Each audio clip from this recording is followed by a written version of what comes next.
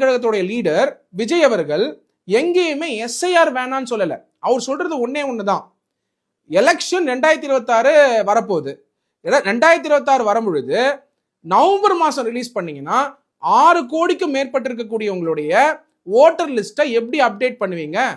அதுக்கு பதிலா fresh voters உடைய ஃப்ரெஷ் லிஸ்ட்டை உள்ள கொண்டு வந்து அதை இன்க்ளூட் பண்ணிட்டு எங்கெல்லாம் மாற்றங்கள் தேவையோ அதை மட்டும் செஞ்சிருக்கலாமே அப்படிங்கிற அந்த ஆஸ்பெக்டை தான் அவர் குறிப்பிடுறார். இன்ஃபேக்ட் நேத்து அவர் ரிலீஸ் பண்ண வீடியோ எடுத்து பார்த்தீங்கன்னா கிளியரா சொல்லியிருக்காரு என்னென்ன ஃபார்ம் ஃபில் பண்ணணும், பிஎல்ஓனா யாரு, அவங்க பெயர் எங்க குறிப்பிடப்பட்டிருக்கும், அவங்க நம்பர் குறிப்பிடப்பட்டிருக்கோம்னு மைக்ரோ லெவல்ல அவர் வந்து கைட் பண்ணதை பார்க்க முடிஞ்சது. புரிஞ்சுக்க வேண்டியது என்னன்னா, ஸ்பெஷல் இன்டென்சிவ் ரிவிஷன் பொறுத்த வரைக்கும் டிவிக்கே எங்கேயுமே வேணான்னு சொல்லல.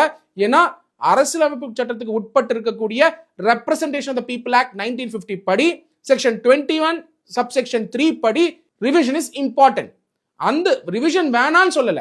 ஆனால் குறுகிய காலத்துல பண்ணும் பொழுது மக்கள் இடையூறு ஃபேஸ் பண்ணுவாங்கன்றதுனால, மக்களுக்கு இது கடினமா இருக்குன்றதுனால, பல ஜெனுவின் ஓட்டர்ஸ் மிஸ் ஆகிறதுக்கான வாய்ப்பு இருக்குன்றதுனால இந்த நேரத்துல அதை எதிர்க்காங்கன்றது தான் பாயிண்ட்.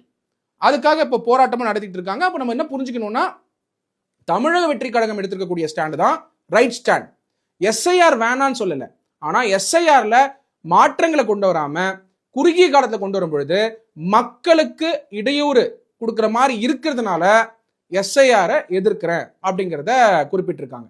ஸோ நம்ம புரிஞ்சுக்க வேண்டியதுன்னா, என்னைக்குமே ஒரு கட்சி எதிர்க்கும் பொழுது அரசியலமைப்பு சட்டத்துக்கு உட்பட்டு இருக்கக்கூடிய சட்டத்தை எதிர்க்கும் பொழுது அந்த சட்டத்துல என்ன மாற்றங்கள் கொண்டு வரணும், அதாவது டிவிக்கே சொன்ன மாதிரி என்ன மாற்றங்கள் கொண்டு வரணும்னு சொல்லி கன்ஸ்ட்ரக்டிவ் கிரிட்டிசிசம் சொல்லி டீசன்ட் கிரிட்டிசிசம் சொல்லி எதிர்க்கணும்.